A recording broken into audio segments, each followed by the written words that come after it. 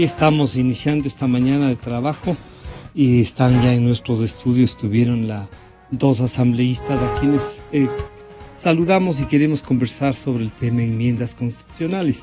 Está la asambleísta Verónica Arias y el asambleísta Luis Fernando Torres, a quienes les saludamos y les damos la bienvenida. Una primera pregunta sería: las enmiendas van a ser tratadas el día de mañana a las 7 de la mañana. Comienza en un inusual horario.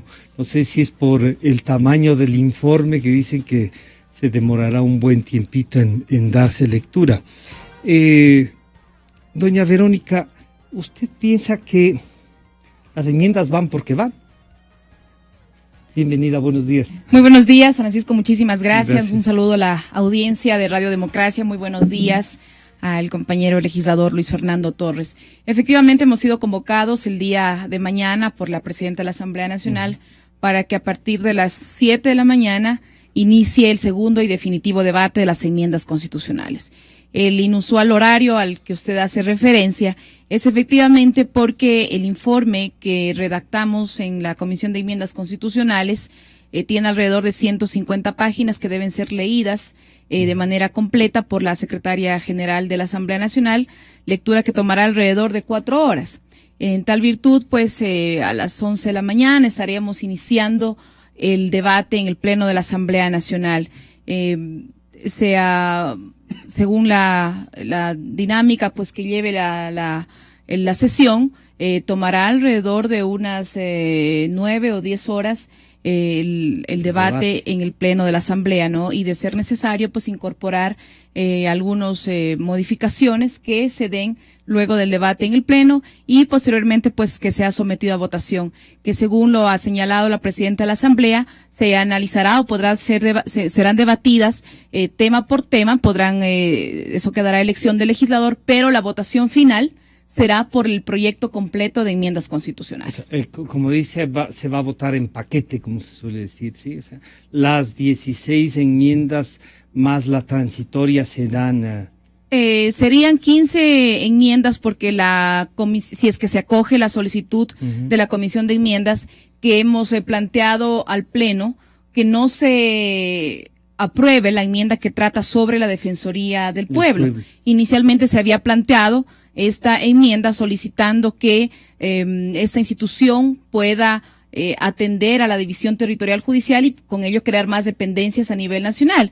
Pero considerando que esta institución cuenta con autonomía administrativa, puede crear las dependencias que considere oportunas en función de las necesidades ciudadanas. Y por ello, la Comisión de Enmiendas sugerirá al Pleno que esta enmienda no sea aprobada, de tal manera que sería pues la propuesta de 15 enmiendas y la disposición transitoria que trata sobre la reelección. Muchas gracias. Doctor Luis Fernando Torres, bienvenido, buenos días.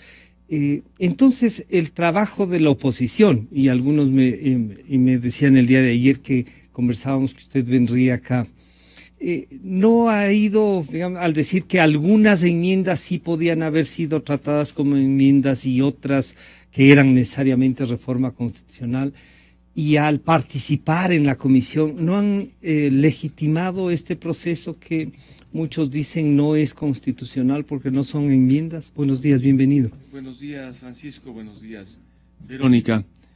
Mañana sesionaremos temprano a las 7 de la mañana, no es usual que se reúna a esa hora la Asamblea. Indudablemente existe una estrategia por parte de la dirección de la Asamblea frente a un tema de tanta envergadura política. Es verdad que el informe es largo, probablemente le tome a la secretaria unas 4 horas, luego se abrirá el debate. Algunos dicen que deberíamos debatir texto por texto. Sin embargo, si ello ocurriera, que por supuesto sería lo ideal, nunca terminaría el debate. 50 inscritos por cada uno de los 18 textos. Ya nos imaginaríamos cuánto nos libraría. Eso sería lo ideal y lo procedente, pero operativamente resulta muy difícil. Por lo demás, este tema de la legitimación del proceso, al haber participado la oposición en el primer debate y en la comisión, no es un tema de que se haya legitimado aquello que no es legítimo, sino es el cumplimiento de un deber y de una obligación. Imaginémonos, Francisco, si en mi caso yo hubiera decidido no participar en la comisión a pesar de ser designado, no asistir al primer debate y rehuir cualquier debate o encuentro sobre el tema. ¿Qué hubieran dicho mis electores? Porque yo me debo primero a mis electores, que están en la provincia de Tungurahua, atentos a lo que hago. En segundo lugar, me debo a aquellos que, no habiéndome elegido con su voto, en todo el país me siguen y están atentos a lo que hago. Y yo sé quiénes están atentos, siguen y ante quiénes respondo. Pues hubieran dicho, allí está quien tiene que presentarse y no se presenta, corre, tiene miedo, no habla, no defiende, no lucha. De allí entonces que, por una obligación primero constitucional, como asambleísta, y una obligación cívica, yo no he rehuido el debate y he participado con los demás miembros de la oposición en el primer debate. ¿Qué va a ocurrir mañana? Todavía no sé. Existe un grupo importante de legisladores de la oposición que analiza la posibilidad de no asistir a la sesión. Con mis aliados en el Parlamento, los socialcristianos, yo lidero el movimiento Tiempo de Cambio en la provincia de Tungurahua y en el centro del país, no hemos tomado una posición en el sentido de no ir. Por el contrario, creemos que debemos de estar mañana en la asamblea. Sin embargo, hay algunos problemas logísticos. ¿Podremos ingresar? Si ingresamos, ¿cómo salimos? No nos olvidemos que nosotros no controlamos la operación, la administración de la asamblea. Pero ese es un tema que lo estaremos decidiendo precisamente estos días. Por lo demás, yo considero que las enmiendas adolecen de ilegitimidad, por supuesto. En mi informe de minoría, que fue presentado el mismo día en que se aprobó el informe de mayoría, mi informe fue oportuno, no lo presenté una semana antes, sino ese día. Allí yo digo de manera muy clara que existen algunas enmiendas que pueden tramitarse como enmiendas. Por ejemplo, aquella en virtud de la cual se cambia la palabra provisional por previsional, puede tramitarse mediante enmiendas. Sería un loco si yo dijera, consúltesele al pueblo. Y consúltesele al pueblo significa gasten plata, que ahora no se puede gastar. Otro cambio, disminuir la edad de 35 a 30 años para ocupar la primera magistratura, igualmente debe tramitarse como enmienda. Yo inclusive he sido más radical y les he dicho, ¿por qué no bajaron a 18 años en homenaje a la juventud de este país? Claro que a los 18 años uno no va a ser presidente de la República, porque necesita movimiento nacional, programa, pero por lo menos hubiera sido un mensaje. Esa creo que debe tramitarse como enmienda. Y una última, la que tiene que ver con la regionalización. Posponer la regionalización no necesita ni de reforma ni de constituyente, sino de una simple enmienda. Asambleísta Verónica Arias, usted, ha presentado, ha estado en la discusión, y yo diría, creo que adicionalmente ha permitido que la ciudadanía conozca su opinión, ¿no? Uno puede discrepar entonces, pero usted ha permitido que la opinión en este debate suya esté presente. Porque otra gente no quiere debatir, dice ya tenemos una adhesión política y eso es. ¿Usted está consciente de que lo que mañana va a ayudar a aprobar, valga esta forma de preguntarle, transforma un poco la vida del país? ¿O usted cree que esto es una enmienda que no transforma nada más que eso, que parte de la Constitución? Bueno, esta enmienda que mañana contará con mi voto favorable, lo hago por convicciones ideológicas, no por ningún tipo de oportunismos. Ahora, las enmiendas que fueron presentadas por el bloque del movimiento oficialista, creo que en su análisis, en su debate, han permitido, obviamente, dar a conocer a la ciudadanía la propuesta. Hemos podido también recoger los aportes ciudadanos y creo que permiten garantizar, permiten fortalecer, permiten potenciar los derechos que en este momento están establecidos en la Constitución de la República. Por ejemplo, el derecho a la participación ciudadana, el derecho a la participación político-electoral, el derecho a la salud, el derecho a la educación, el derecho a la seguridad integral, el derecho a la seguridad humana, como, derechos establecidos en este momento en la Constitución de la República y que pueden ser fortalecidos, que pueden ser potenciados. Si bien es cierto, ha habido un amplio debate a nivel nacional sobre el tema de las enmiendas constitucionales, pero creo que por parte de ciertos sectores de la oposición, el debate se lo enfocó básicamente en el tema que trata sobre la reelección, o en la enmienda que trata sobre la reelección.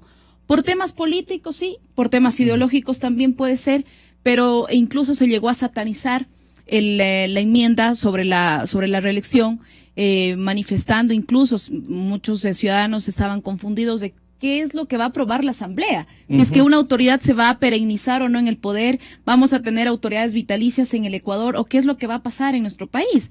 Cuando lo que se está planteando en esta enmienda es la posibilidad de que un ciudadano se pueda postular, se pueda candidatizar. Los procesos de elección y reelección se avalan democráticamente en las urnas, y es el soberano quien finalmente decide con su voto la alternancia. ¿Y entonces o la para qué la continuidad transitoria? de sus autoridades. A ver, la transitoria que se plantea permite que las autoridades que en este momento somos los encargados de aprobar esta enmienda constitucional, no seamos los beneficiarios directos de la misma. En este momento hay 31 legisladores del Movimiento Alianza País y 7 legisladores de la oposición que ya tienen 2 periodos en funciones, que de aprobarse esta enmienda, incluida la transitoria, pues no podrán participar en la siguiente lid electoral. Esta reflexión, incluido también el presidente de la República. ¿Por qué no la hicieron en el primer debate y solo cuando en una sabatina dice no, ahora mando la transitoria, ya están de acuerdo? Porque el discurso esgrimido para sostener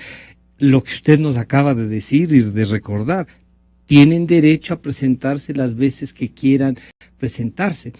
Y ahora ya cambiaron. Pero no cambiaron porque debatieron en la primera parte, sino porque el presidente les pidió. Y hay muchos temas que no fueron debatidos ni incorporados en el informe para primer debate, porque para eso sirvió pues un año que la Constitución establece, un año entre debates. Digamos, no tendría sentido tener un segundo debate si todo tendría que estar incluido en el primero. Precisamente para ello sirve un tiempo extenso en el cual se incorporaron ajustes al dictamen que ingresó originalmente por parte de la Corte Constitucional, que digamos, tenemos ahí criterios distintos con Luis Fernando. Él manifiesta que no se pueden hacer ajustes. Yo considero que al ejercer en este momento un poder constituyente derivado, los legisladores estamos en capacidad de poder y tenemos la potestad de poder realizar ajustes sin que se modifique el espíritu de lo dictaminado por los jueces de la Corte Constitucional. Y en virtud de ello se incorporaron algunos ajustes, y también la disposición transitoria que trata sobre la reelección y la que trata sobre también la enmienda laboral. Doctor Luis Fernando Torres, ¿no se está legislando a la carta? O sea, el presidente decide un sábado que quiere ser candidato, otro día dice no me molesten que vuelvo, y capaz que entonces se hace efectivo el informe de la Corte Constitucional, donde dice que en realidad las reelecciones pueden ser, no es una reelección que ya la Constitución le garantiza, sino la posibilidad de presentarse las veces que sean, y si el pueblo ecuatoriano le elige puede ser. Y claro, nos centramos en eso, que va a quedar un poco entre lo que dice la Corte Constitucional y lo que ustedes resuelvan mañana.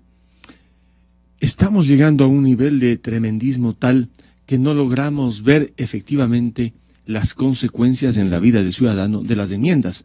Por allí escucho a algunos decir, se aprueban las enmiendas y se termina el Estado democrático y nos quedamos sin democracia. No es así. Yo estoy en la oposición, pero creo que estoy en una posición también sensata, estratégica, con experiencia, con visión y sobre todo con convicción de país. Las enmiendas van de alguna manera a cambiar el ejercicio del poder, especialmente aquella que se refiere a la reelección presidencial. Otras tendrán incidencia en la gestión pública, como la que tiene que ver con la Contraloría General del Estado, que ya no va a evaluar el cumplimiento de los objetivos de las autoridades públicas, y otra que va a tener un impacto, sí, sumamente importante. La de los trabajadores. La de la contratación. Porque al final, con esa enmienda lo que se hace es otorgar a 510,000 servidores públicos el derecho a la huelga y a la sindicalización, derechos que ahora no tienen. Y a los 110,000 obreros del sector público, que sumados a estos 510,000, daría un número de 620,000 en el país aproximadamente, de lo que se conoce, no se les reconocería el derecho a la contratación colectiva. Sí a la huelga, sí a la sindicalización, más no a la contratación colectiva.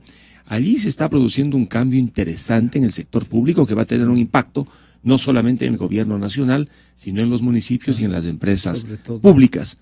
Yo diría que esa es la enmienda que tiene mayor impacto y mayor trascendencia, por la forma como se van a reordenar las fuerzas en el sector público ecuatoriano. La de la reelección indefinida es un tema que pudo haberse tramitado con una consulta popular. Estimo que la Corte Constitucional se equivocó, fue demasiado reverente y entregada al poder de turno cuando dijo que la reelección presidencial ilimitada e indefinida podía tramitarse con una enmienda. Estimo que el camino era el de la reforma para que una vez que resuelva la Asamblea, el pueblo se pronuncie. Pero aquí hay una gran confusión igualmente. Se compara al presidente de la República como el miembro de una junta parroquial, cuando todos sabemos que la lógica en una junta parroquial, en un consejo municipal, es muy distinta a la del presidente en una república presidencial. Y en mi informe de minoría yo hago esa distinción.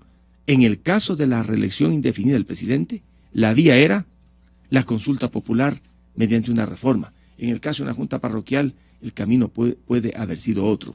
Nos está faltando entonces un poco de objetividad en el tema. Ahora bien, en cuanto al presidente de la República, ¿por qué el presidente sugirió la inclusión de la transitoria?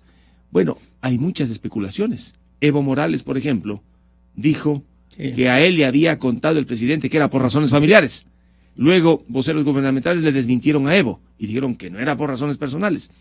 Mi opinión personal, que también es una especulación, es la de que esa transitoria le permite al presidente de la República una retirada estratégica por la difícil situación económica del país y porque el 2017, aún en el evento de que ganara, va a encontrar un país económicamente incendiándose. Y en esas circunstancias, la estrategia aconseja retirarse hasta que pase el mal temporal y volver. La transitoria entonces no le permitiría ser candidato el 2017, pero le permite volver, cosa que ahora no le permite la norma constitucional. ¿Y usted no considera que si alguien demanda la inconstitucionalidad de esta enmienda, por lo menos, o que puede ser aprobada, la Corte, consecuente con su informe, diga si en realidad nosotros ya nos pronunciamos de que esto pasa? Francisco, no tengo la menor duda que la Corte Constitucional declarará inconstitucional la transitoria, a menos que la orden de otro lado diga no, mantengan la transitoria. Pero aún en el evento de que la Corte Constitucional declarara inconstitucional por la forma la transitoria, va a ser muy difícil que el presidente diga, por ejemplo, como ya declaró inconstitucional, ahora soy candidato. La palabra presidencial quedaría por los suelos. Pero más allá de la transitoria o no, es la economía. Está aprobándose y tramitándose la enmienda en medio de una economía enferma. Los ecuatorianos estamos asfixiados, las ventas han caído. En varios lugares están despidiendo a personas porque no existen ingresos suficientes para que opere un negocio desde pequeño hasta un negocio grande. Con una economía entonces, en estas condiciones, el presidente de la República ha calculado una retirada estratégica para volver. Entonces, aquí la discusión es, ¿se le permite o no volver? Muchos dicen, déjenlo volver. Se fue, que no vuelva. Yo no tengo ningún problema, porque yo creo que si pasa y se presenta otra vez, habrá que enfrentarle democráticamente.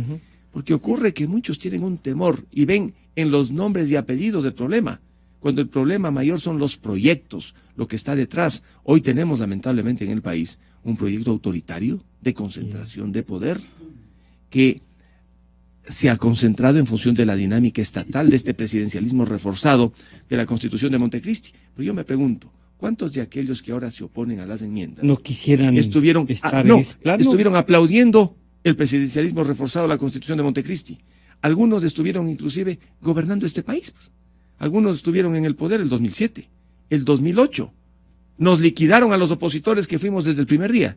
Porque yo sí fui opositor desde el mes de enero y por haber sido opositor frontal y coherente, me despojaron del cargo, me abrieron un proceso penal junto a 57 diputados el año 2007. Entonces hay de lo uno y de lo otro. De tal manera que se deben enfrentar proyectos, ideas, organizarse. Pero tampoco se puede ser opositor de última hora, pensando que uno puede utilizar esa constitución cuando llegue al poder para hacer lo mismo que están haciendo ahora. Asambleísta Verónica Arias, entonces, A ver, esta es una visión distinta a todas las otras de la oposición, diríamos, ¿no? Tiene una visión y dice, a ver, la lucha política es eso, ¿no? A veces cuando se está en minoría hay que no tolerar lo que haga la mayoría, pero así respetar porque tienen, digamos, una legitimidad del voto. ¿Usted qué enmiendas no las trataría o usted cree que todas hay que tratarlas? A ver, primeramente respecto a lo que dijo Luis Fernando, creo que se ha hablado mucho del autoritarismo, de la prepotencia en nuestro país, pero si hablamos de autoritarismo, ese ha sido respaldado en 11 procesos electorales, ¿no? O sea, que ¿usted creería que la ciudadanía sí le gusta la forma? El autoritarismo es parte de la versión democrática Me refiero ecuatoriana. que el proyecto político que lo lidera el presidente Rafael Correa ha tenido un respaldo popular. 11 procesos electorales ha ganado con una amplia mayoría el proyecto político que lo lidera el presidente Rafael Correa, y eso es una muestra evidente de que tiene un respaldo por parte de la ciudadanía, lo que le ha permitido que en 185 años de vida republicana sea el primer presidente que dura alrededor de ya 9 años en el poder. Ahora, respecto de que estamos viviendo una difícil situación económica y que por eso el presidente de la República ha optado por retirarse, creo que detrás de ese discurso hay una lógica de privilegiar el caos por sobre la estabilidad y el progreso, ¿no? Si el presidente estuviera de retirada, no se llevaría a sus 31 asambleístas, pues porque permitiera entonces o se hubieran hecho acomodos para que los asambleístas del movimiento oficialista sí se puedan reelegir y que la transitoria solo aplique para el presidente de la República y que los legisladores pues mantengan o sigan consolidando su hegemonía en el Parlamento. Pero capaz que también él siente que esos 31 también ya han agotado al electorado, que ya no los quieren tener ahí, la cosa democrática. O sea, especulemos como usted también nos está especulando, diciendo que el presidente con las 11 veces que ha ganado, calcularía así. De que por la situación económica el presidente está de retirada, ¿no?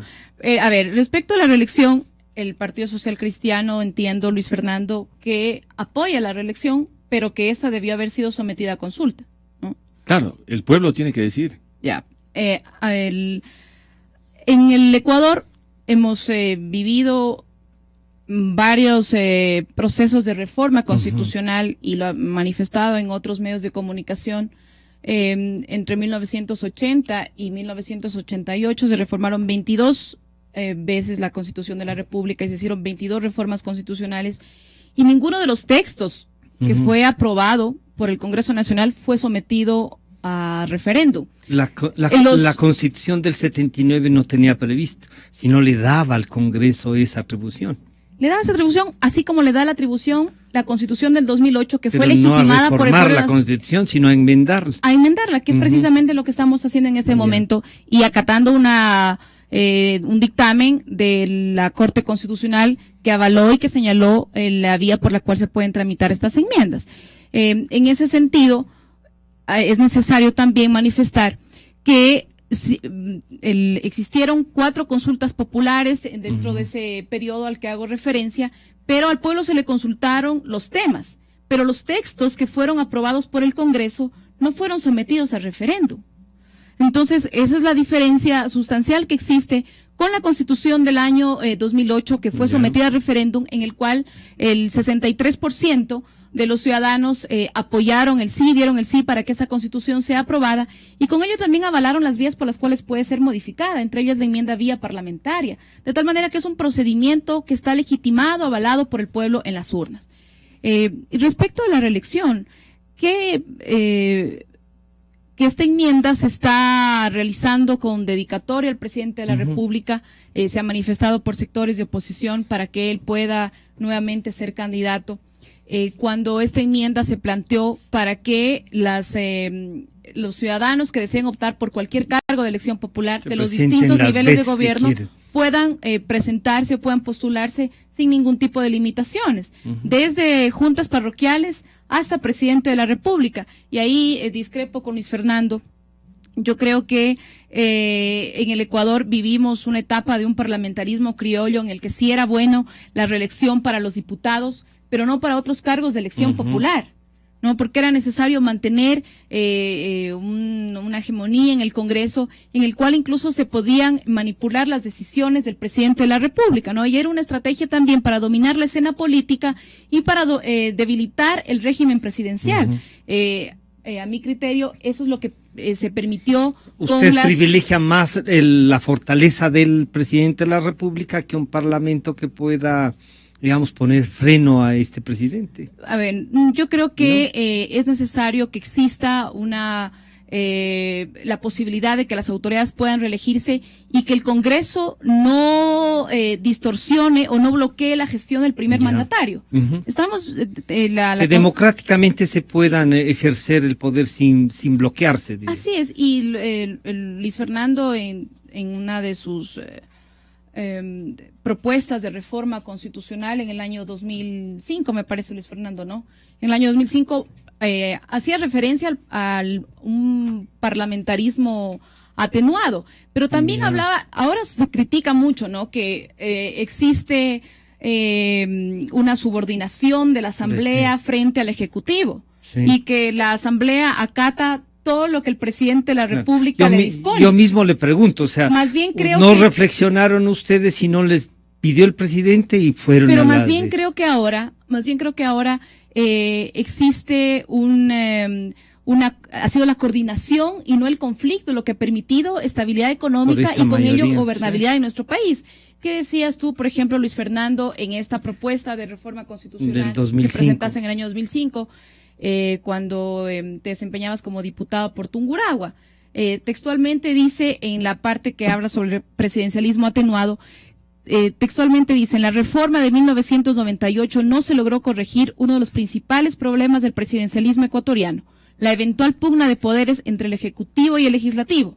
En lugar de trazar líneas de cooperación en la gestión política y gubernamental con la creación de un terreno compartido de trabajo, los reformadores conservaron las tradicionales líneas de conflicto.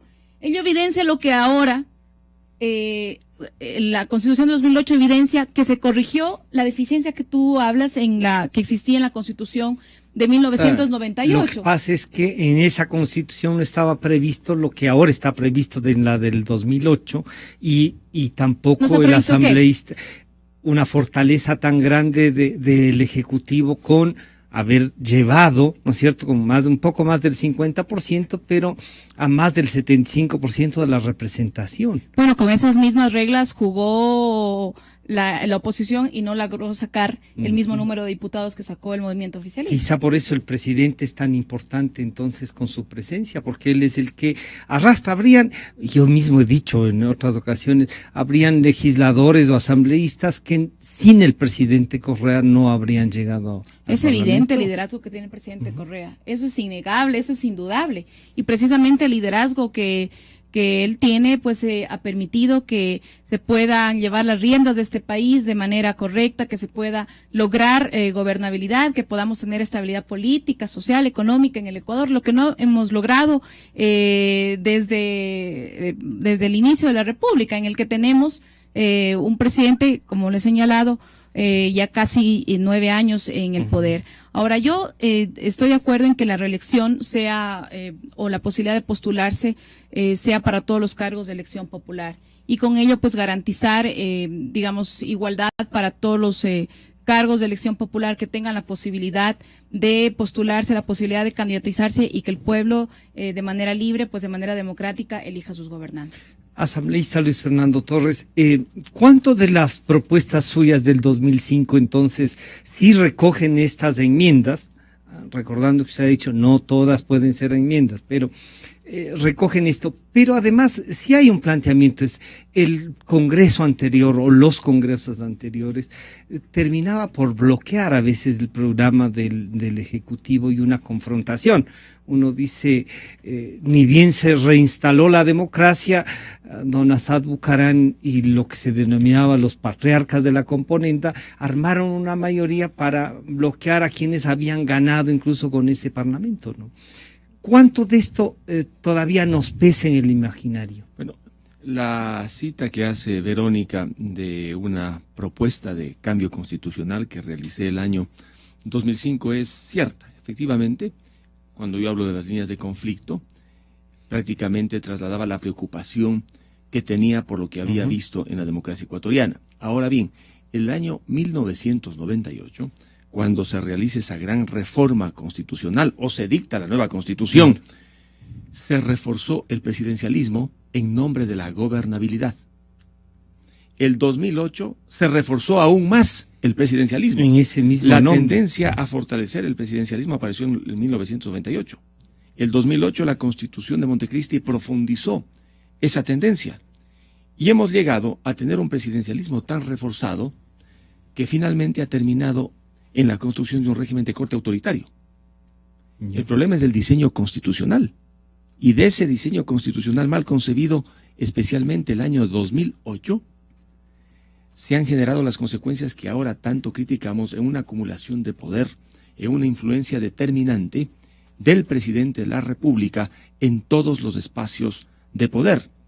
En el informe de minoría, yo hago una reflexión bastante ligera, pero señalo que no solamente la Constitución le ha dado más fuerza al presidente, sino la legislación aprobada por la Asamblea. En el Código Orgánico Monetario y Financiero, Pancho, se encuentra un despliegue de competencias que le permiten al presidente, directa e indirectamente, tener injerencia en el manejo de la política económica, cambiaria, financiera, como nunca antes tuvo un presidente, y así en otras leyes.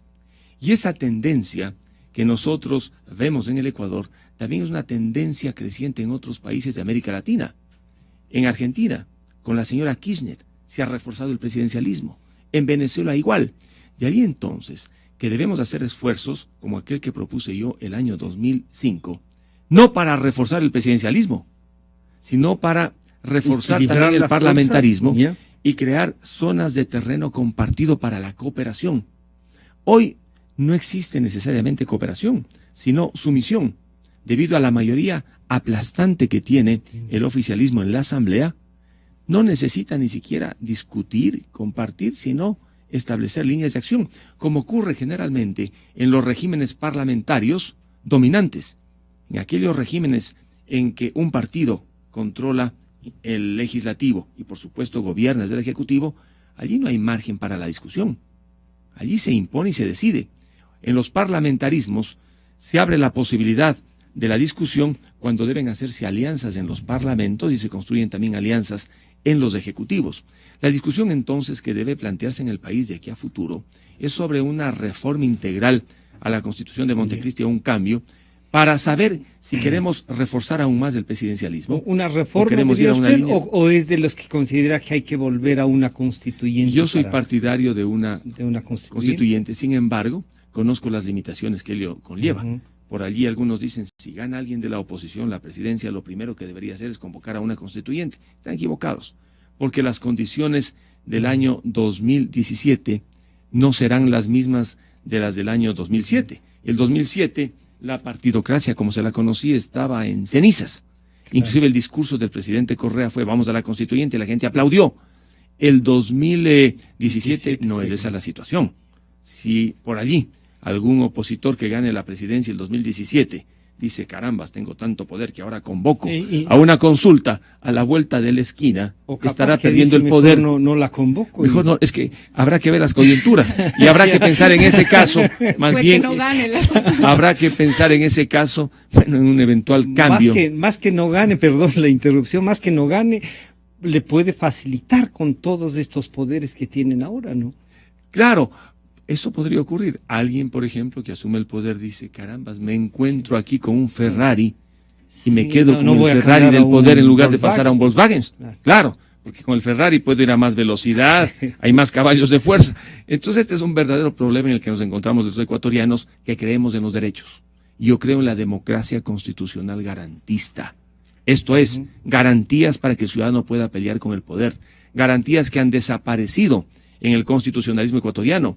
La Constitución tiene derechos, tiene garantías, pero cuando el ciudadano tiene que enfrentarse al poder, el ciudadano pierde, el poder le derrota, y con una Corte Constitucional entregada y irreverente, la situación para el ciudadano es peor, porque no existe un verdadero contralor de la constitucionalidad. Pero Pancho, más allá de estas disquisiciones constitucionales, la economía tiene que preocuparnos. Hoy estamos embarcados en un debate político constitucional con tremendismos. Algunos inclusive anuncian la paralización del país, que se van a interrumpir las vías. Yo no estoy de acuerdo. El debate tiene que ser un debate democrático, pero sin perjudicar a aquellos ciudadanos que necesitan movilizarse y trabajar. Yo estuve estos días en mi provincia de Tungurahua, en Ambato, y muchos están preocupados y dicen, si cierran las vías ya no iremos a Guayaquil, ya no iremos a la capital, ¿qué va a pasar? De tal manera que la oposición también tiene que pensar, y en la oposición hay diferencias. Yo coincido, saludo las iniciativas de protestas democráticas, pacíficas y cívicas, institucionales, pero yo no puedo de ninguna manera tolerar ni compartir esas visiones extremas que llevan a la violencia social. Pero volviendo al tema inicial, la economía, Francisco, estamos en medio de una economía enferma. Pero aprobaron el presupuesto. Aprobamos un presupuesto en el que, desde mi punto de vista, los ingresos están sobreestimados y los gastos están subestimados. Difícilmente el próximo año, con el presupuesto aprobado, se le va a dar un poco de oxígeno a esta economía enferma. No es un presupuesto para la coyuntura económica necesariamente. Sin embargo, es un presupuesto que va también a regir el año 2017, porque al haber cambio de gobierno el 2017, el presupuesto aprobado ahora, que será el del 2016, se prolonga también el año 2017. Verónica, el día de mañana entonces usted militantemente va a defender y va a votar por estas enmiendas. Es una grande y grave responsabilidad, ¿no? Que veo usted la asumida además en el debate, ¿le pesa alguna de estas enmiendas que mañana podrían ser aprobadas en paquete? ¿Usted va a proponer que se voten enmienda por enmienda o que se ratifique el informe de la comisión? No sé si a todos los asambleístas han podido revisar el informe o se van a enterar mañana cuando lea la secretaria de la asamblea. Esas preocupaciones, ya más bien a título personal, en su provincia le han hecho saber que sí voten paquete, estamos con Correa es lo suficientemente fuerte como para sostener esto. A ver, quiero hacer una precisión. Claro. Me parece que señalé mal el dato. De 1980 a 1998 existieron 22 reformas constitucionales.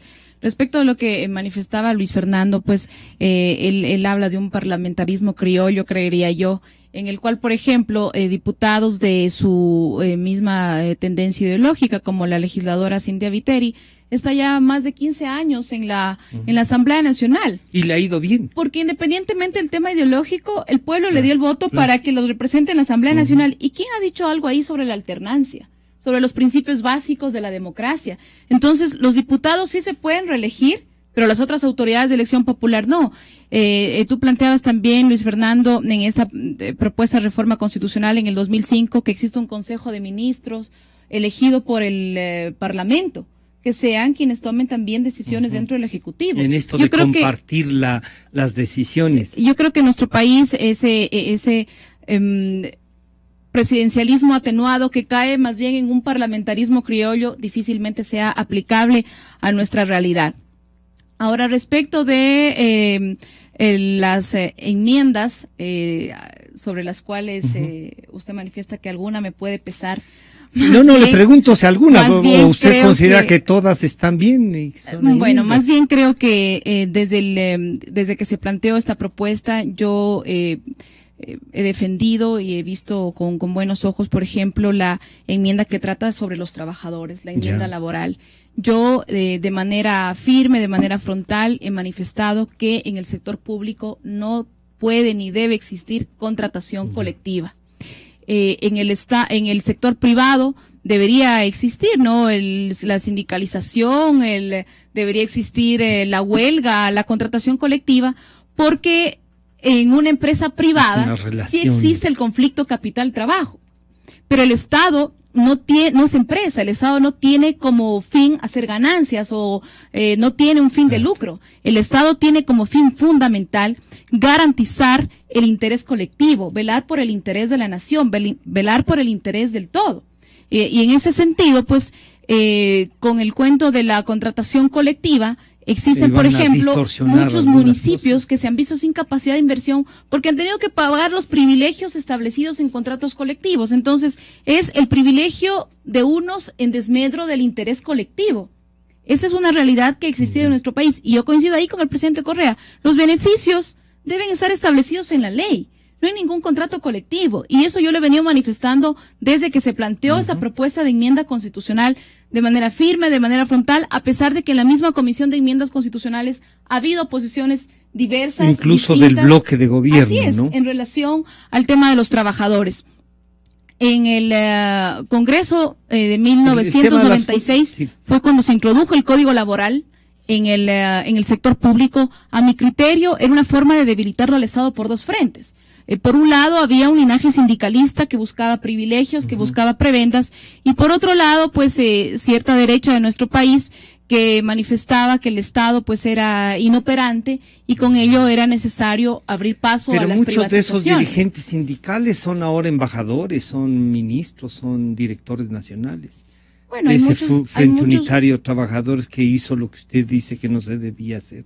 Bueno, no se debía hacer y precisamente se está corrigiendo en este momento esos errores que a mi criterio existían en el ordenamiento jurídico ecuatoriano y que es necesario que en el Estado no exista contratación colectiva. Ese se introdujo, sí, lo que manifestó Luis Fernando, la huelga y el derecho de organización en el sector público.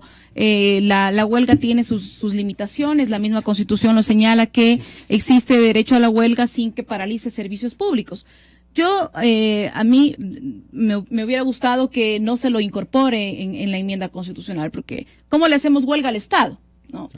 Pero creo que precisamente la Constitución sí establece un límite de que no paralice servicios públicos. Tal como está, que no se así es, y por ello se le incorporó también, pues, para que los servidores públicos puedan acogerse a este derecho y también al derecho a la organización para que puedan defender sus derechos. Ese es el criterio que tengo yo respecto a la enmienda laboral que le he venido, pues, apoyando durante este proceso que ya lleva casi un año.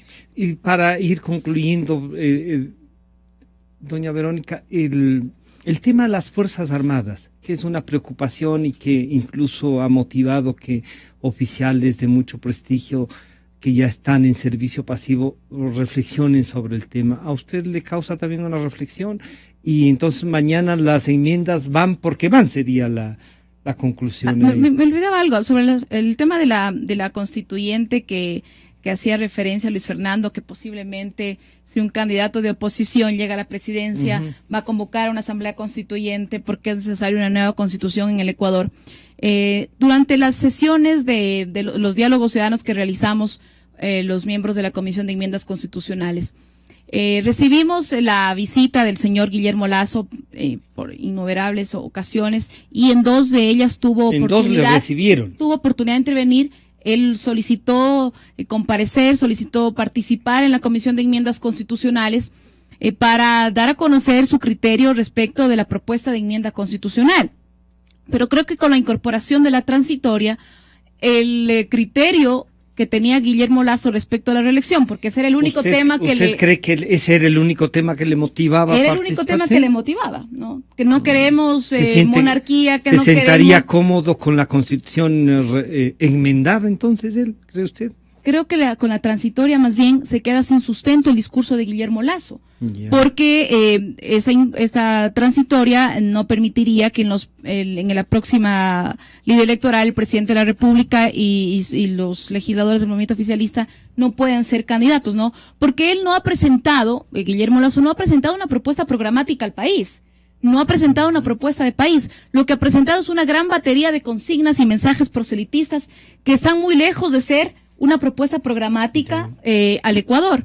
Y pues y por ello su propuesta más bien ha estado supeditada, o sus planteamientos han estado supeditados al proyecto del presidente Rafael Correa. Y por eso dice, si gano la presidencia, voy a someter a consulta las enmiendas. O si gano la presidencia, voy a llamar a una asamblea constituyente para tener una nueva constitución en nuestro país. Pero esto es un programa de gobierno, pregunto yo. Pero un poco usando la misma, no tienen la posibilidad de hacer la publicidad que ustedes tienen desde el gobierno, enmienda por enmienda, con figuras, y diciendo que esto va a mejorar la salud, que va a mejorar el trabajo.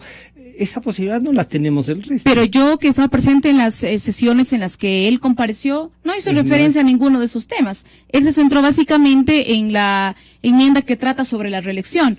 Ahora, también existe, creo yo, una fragmentación de la oposición que se evidenció al interno de la Comisión de Enmiendas Constitucionales, en la que se presentaron 3 informes de minoría, ¿no? Uno del Partido Social Cristiano, representado por Luis Fernando, otra del Movimiento Creo y otra de Avanza. No, la oposición no logró consolidar una sola posición. ¿Avanza es oposición? El asambleísta Pacheco dijo que ya no apoya al oficialismo, manifestó. ¿Y quién no era oposición también dijo? Entonces está en un limbo, pero tampoco es.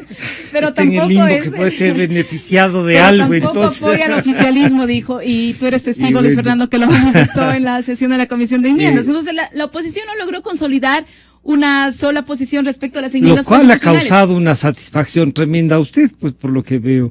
Disfruta mucho de que esté dividida la oposición. A lo que quiero hacer referencia es que no lograron tener una sola posición en una propuesta que contiene 15 o 16 temas. Menos lo podrán hacer en una propuesta de país o en un programa de gobierno que le puedan presentar al Ecuador, digamos, si es que ellos pues desean aspirar a hacer gobierno en el próximo, y si tienen los votos en la próxima ley electoral de 2017. Luis Fernando, para ir concluyendo este diálogo, que además si pudiésemos mantener diálogos así, ¿no? Y que encima de eso después podamos ponernos de acuerdo en algunas cosas, respetando cada una, sería fantástico. Pero bueno, la pelea dada por usted en la comisión, con los señalamientos, con su informe de minoría, ¿qué le plantea al país? O sea, si vean, ya nos ganaron democráticamente. Usted le he visto esta mañana muy respetuoso de todas las decisiones democráticas por las legitimaciones electorales. Entonces, ¿qué? ¿Perdemos democráticamente y ya están las enmiendas? ¿Qué hacemos? ¿Qué le plantea a usted lo que va a pasar mañana? Bueno, Verónica dudó sobre la condición y posición política del partido Avanza. Puede ser un recurso. Porque el representante de ese partido en la comisión, el asambleísta Pacheco, un asambleísta muy capaz, muy probo, él dijo: no estoy en el oficialismo y tampoco en la oposición. Así es. Por lo tanto, no son 3 informes, sino 2 de la oposición. El del asambleísta Donoso y el informe que yo presenté. ¿Y el de Avanza qué sería? Neutral. Una Una transitoria. transitoria neutral. Entonces, incluso físicamente se siente en el lugar de la oposición ahora en la Comisión de Enmiendas Constitucionales. Pero le ubicaron a él más cerca del oficialismo. Es decir, hay una distribución lógica. Se separa entre el oficialismo y la oposición. En todo caso, Francisco, hay 2 informes en definitiva de la oposición. O 2 visiones. 2 visiones. Y presentamos 2 informes porque en definitiva tenemos también 2 visiones sobre el tema de las enmiendas constitucionales. Inclusive el informe que presentó el representante del movimiento Creo, un movimiento respetable, fue anterior al que yo presenté, y yo presenté el mismo día. En el mío existen algunas reflexiones sobre el informe final que leíamos.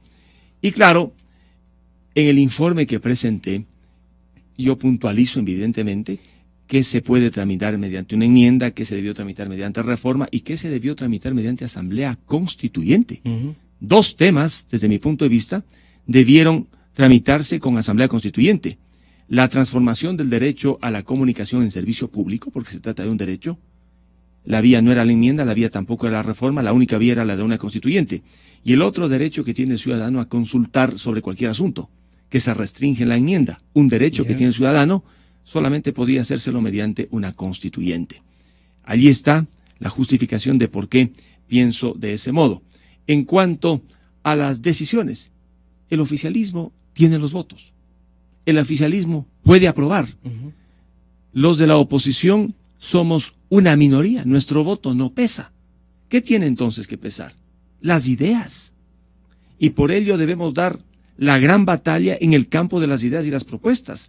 Y creo que gracias a que hemos ocupado debidamente el espacio de la Asamblea en el primer debate en la comisión, hemos podido en esa gran batalla por lo menos decir algo que no hubiéramos podido decir en otro espacio. En mi caso, por ejemplo, he manifestado que está por cometerse un fraude a la Constitución por parte de la Asamblea con la ayuda de esta reverente Corte Constitucional. ¿Y por qué digo que está por cometerse un fraude a la Constitución? Porque se van a tramitar como enmiendas las que son reformas, porque se van a tramitar como enmiendas las que debieron tramitarse en una Asamblea Constituyente. Frente a ello, ¿qué hacer? Nos queda la acción de inconstitucionalidad por la forma que yo he anunciado que presentaré, especialmente porque se cambian los textos de algunas enmiendas y se incorporan otros textos que no fueron materia del primer debate ni del dictamen de la Corte Constitucional. Pero es un camino que se va a estrellar contra una pared, porque el resultado de la Corte Constitucional, pero que yo me imagino, porque es un espacio más para debatir el tema, más allá del espacio popular y en las calles que muchos ciudadanos han escogido legítimamente y que será legítimo y democrático en la medida en la que sea pacífico y con propuestas. De ahí entonces que el debate continuará. La pregunta es ¿hasta cuándo? Desde mi punto de vista, esto terminará a finales de diciembre, porque en el mes de enero estaremos bajo la urgencia de los temas económicos. Al ciudadano común y corriente, las enmiendas le motivan alguna atención, pero no sabe de qué se trata. Pero en el fondo el ciudadano está preocupado por la delincuencia que aumenta, por la falta de empleo y trabajo, por la inseguridad económica, por la suerte misma de la dolarización. En otras palabras, la economía, la que le permite a uno mantener a su familia, es lo que le preocupa al ciudadano. Y por ello espero que pasado el episodio de las enmiendas, nos ocupemos de decirle al Ecuador las equivocaciones del régimen en solucionar los problemas económicos y cuáles deberían ser los caminos para dar esa seguridad económica que tanto demanda el ciudadano. ¿Va a estar mañana usted ahí? Yo estaré en algún medio de comunicación antes de las 7 y tendré que caminar porque de lo que nos han informado será difícil llegar por vehículo, así que caminaré, espero estar a las 7:15. Pero están convocados también militantes de Alianza País para respaldar. Parece, ¿no? De lo que conozco, que ellos van a estar más próximos a la Asamblea, van a estar opositores. ¿Les han garantizado a ustedes el ingreso? Bueno, yo ingresaré con mi asistente que está aquí, ese señor de bigote y corbata, de pelo blanco. Pase lo que pase. ¿Usted cree que con él asusta ir? Es que Pancho, yo he pasado por episodios de verdad, pues en 1990 cuando era diputado, era muy joven, 25 años, caramba, ese sí fue Congreso. Acordémonos lo que le pasó a Dají, Gamahuat, yo me sentaba detrás de Dají, más bien no era Congreso, muy cerca de Gamahuat, era otra cosa, pero... Verónica, ¿usted cómo va a ir mañana a las 7, a las 6, caminando también o va a haber transporte especial para garantizarles la llegada a ustedes porque están convocados incluso los suplentes del sector oficialista, ¿no? Entiendo, sí, que están convocados los suplentes. ¿Y su suplente también o no? No. No, usted va a estar ahí. Ella sí es una mujer seria políticamente, y entonces gracias, no necesita el reemplazo. A ver, se me quedaban dos cosas. El tema económico, el presidente Correa ha manifestado en innumerables ocasiones que es necesario mantener la dolarización a pesar de las dificultades económicas que evidentemente existen. En el Ecuador no ha existido paquetazos, no ha existido alza de pasajes como sí existieron en otros gobiernos cuando teníamos dificultades económicas. Ahora, respecto a las Fuerzas Armadas, que se me había quedado la pregunta que usted me hacía. Se ha manifestado por sectores de oposición que con esta enmienda se va a militarizar el país, que vamos a vivir en un estado de excepción permanente, porque vamos a tener militares en las calles en cantidad luego de que esta enmienda constitucional se apruebe. Creo que con esta enmienda vamos a posibilitar que la Policía Nacional tenga el respaldo de las Fuerzas Armadas cuando una contingencia, un problema, por ejemplo, rebase la capacidad de la Policía Nacional y en ese momento las Fuerzas Armadas puedan darle un respaldo. De manera que es un apoyo complementario, es un apoyo subsidiario que harán las Fuerzas Armadas a la Policía Nacional, que ya lo vienen realizando, ¿no? Por ejemplo, en el control de armas, por ejemplo, en el combate al narcotráfico, al contrabando, ya existe un trabajo articulado, un trabajo coordinado entre militares y policías. Y respecto de los fraudes que manifestaba Luis Fernando, los fraudes de la Constitución, creo que hubo más bien fraudes a la voluntad popular. Cuando, por ejemplo... ¿En este caso o antes? Cuando en 1994, por ejemplo, ya se le consultó al pueblo si es que quería o no reelección sin limitaciones para las autoridades de elección popular. La pregunta que se le hizo al pueblo en 1994 decía, ¿debería existir reelección para toda función de elección popular, inclusive las de presidente y diputados? Y el pueblo mayoritariamente dijo que sí.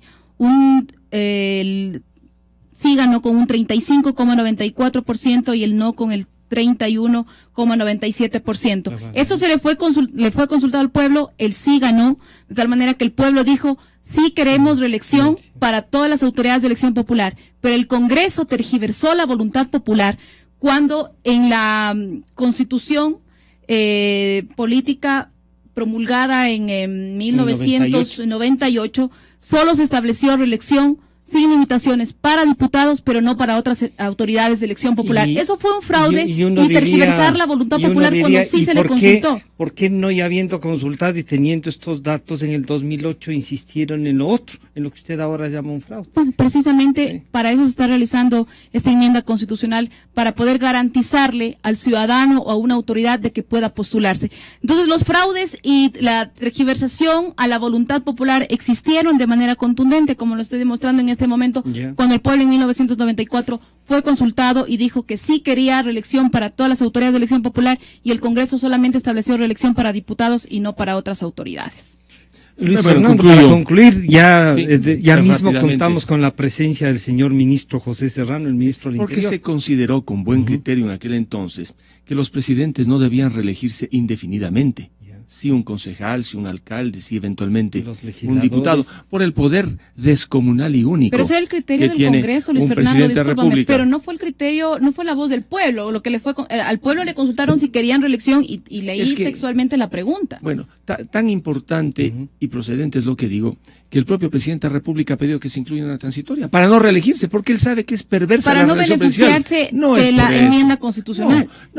Y que a partir del 24 de mayo de 2017 pueda hacerse efectiva esta enmienda. Y lo otro, Luis el Fernando, 2008. créale a Verónica que me parece que sí tiene la versión oficial del presidente. Ah, por supuesto. Y además una mujer talentosa.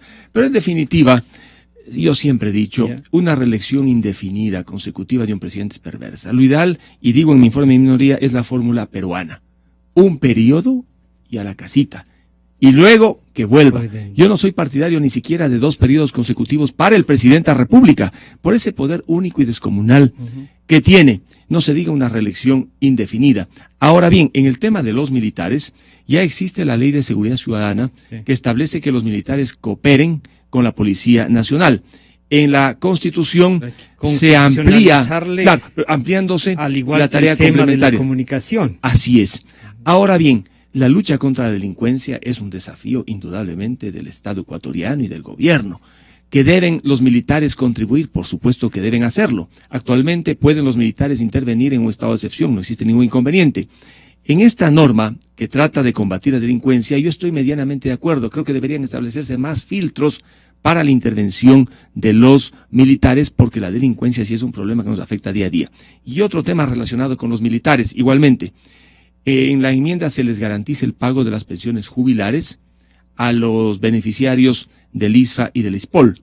Sin embargo, allí existe un error, porque ellos se retiran y no se jubilan, de tal modo que lo procedente sería hablar de pensión de retiro y no de pensión jubilar. Yo creo que ese será, Luis Fernando, discúlpame la interrupción, un tema que mañana será debatido, por ejemplo, para poder establecer un término correcto, ¿no? Si es que los militares no se jubilan, establecer pensión de retiro. Sí, ese es un tema para tranquilizar. No cumplen todos los requisitos que sería de la jubilación. Y antes de una vez, para pedirle también aprovechando que estamos esperando al ministro José Serrano, el tema de la comunicación, que es el tema del servicio como servicio público, ¿usted siente que eso es elevarle el tema de la ley a la constitucionalidad y no derivar de la Constitución? Bueno, la explicación que encuentro y que la he conversado con expertos en Derecho Administrativo y Constitucional para que se tramite esta enmienda tiene las siguientes razones. La primera,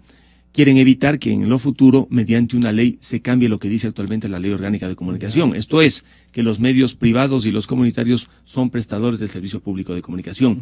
Igualmente, se quiere evitar que con una nueva sentencia de la Corte Constitucional se cambie el criterio que ya dio la Corte en una sentencia perversa, irrita y vergonzosa, en virtud de la cual la comunicación es un servicio público. Primer tema. Segundo, constitucionalizada la comunicación como servicio público, ya no habrá margen de maniobra ni discusión eventualmente a nivel internacional. Pero ¿cuál es el gran problema que se presenta con esta idea, digamos, equivocada? Que al ser un servicio público, los privados solamente podrán llevar adelante actividades correspondientes a este servicio público si lo hacen mediante autorización, delegación y eventualmente concesión. Porque no hay forma de prestar el servicio público que no sea mediante la delegación. ¿Cómo se puede medir, no? Claro que el consumo de la información. Existe una dificultad en la aplicación de los principios del servicio público previstos en el artículo 314 de la Constitución. Cuando yo participé en la audiencia en la Corte Constitucional con el secretario jurídico de la Presidencia, cuando se tramitaba la inconstitucionalidad de la Ley Orgánica de Comunicación, él reconoció, luego de mi intervención, que efectivamente no se podían aplicar todos los principios que se aplican para el agua potable, para la recolección de basura, a la comunicación, y le pidió a la jueza que en este tema estudiara la posibilidad de dictar una sentencia modulatoria. Con la comunicación hay serios problemas.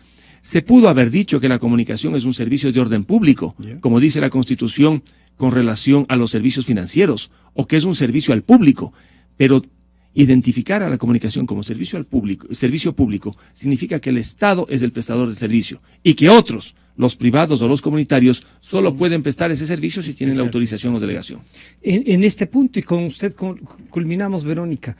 Bueno, efectivamente se plantea que con esta enmienda constitucional la comunicación sea considerada como servicio público. Pero creo que es necesario partir que la ley de comunicación nació por un mandato constitucional, por un mandato del pueblo ecuatoriano. En una de las disposiciones, en la disposición transitoria primera de la Constitución de la República, se ordena que el órgano legislativo apruebe una serie de leyes, la ley de aguas, la de comunicación, la ley de cultura, de educación, entre ellas la ley de comunicación. Pero no como se la aprobó. Nace de un mandato constitucional, hay que crear la ley, sí, pero no en las condiciones que se la crearon. En la ley de comunicación ya consta que la comunicación es un servicio público. Ya entonces, consta ahora en la hay ley que de comunicación. Ahora se le va a dar un rango constitucional a lo que ya está contenido en este momento en la ley.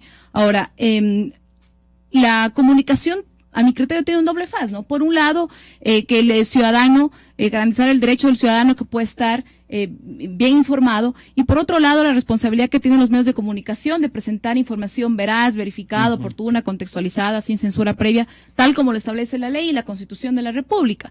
Además que la Constitución no es una mera actividad mercantil.